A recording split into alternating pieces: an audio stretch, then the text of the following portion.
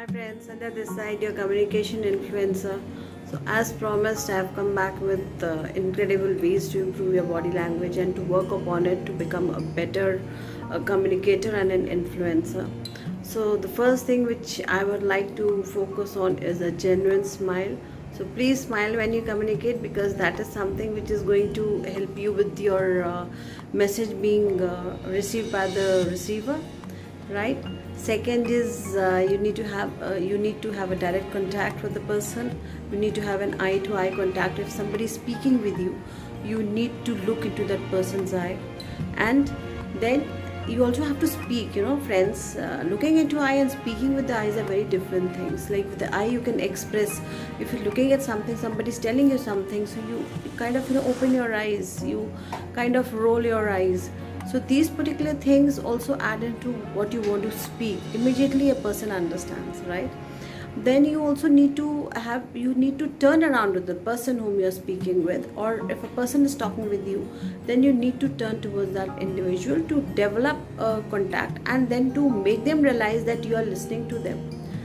And after that, once it's done, then you tend to develop a good communication with your eye to eye contact, your body to you're facing the person in front. And then you need to be very very clear, as in you can use your hand gestures. There are various gestures which you can use. You can use your hand by saying what is it like, what are you trying to say, along with the change in your eyes, expression of your eyes. You can roll your eyes, you can close your eyes, but don't overdo it, right?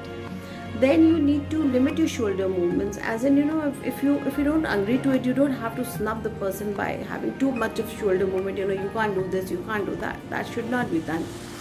Then stop fidgeting with your hair, because at times it happens when you're talking to a person you're not interested.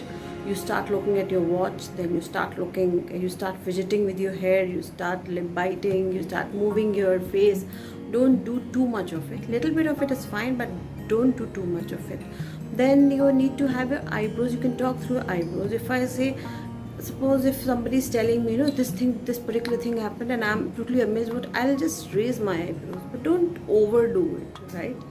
Then there are certain power movements. You must have seen the news readers, and you must have seen the political leaders. They usually have their hands, or you must have seen the army personnel. They have their hands on their hips. So that is one way of showing that you have the power in you. So you either become a power woman or whatever. You must have seen quite a few of these leaders who are there, and they always have the hips, the hands over the hips, showing them that they are powerful. So that is something which you can use in your body language as and when required. Then you can have your hand behind your head, like, okay, this is it, let me understand and let me go through it. So these are few power movements. Then the biggest thing to have a connect with the audience is that you need to, when you're addressing a public gathering, you start walking. When you walk and you talk, you tend to develop a confidence with the people, because you are gazing through the audience. You're looking at different kind of people, and whomsoever is responding to you, you probably look at them and you start interacting through your eyes, through your body, whatever way, right? Then you have to have a connect with the audience, which is very very important, and that is where your confidence get boosted up. So friends, these are few ways in taking up these particular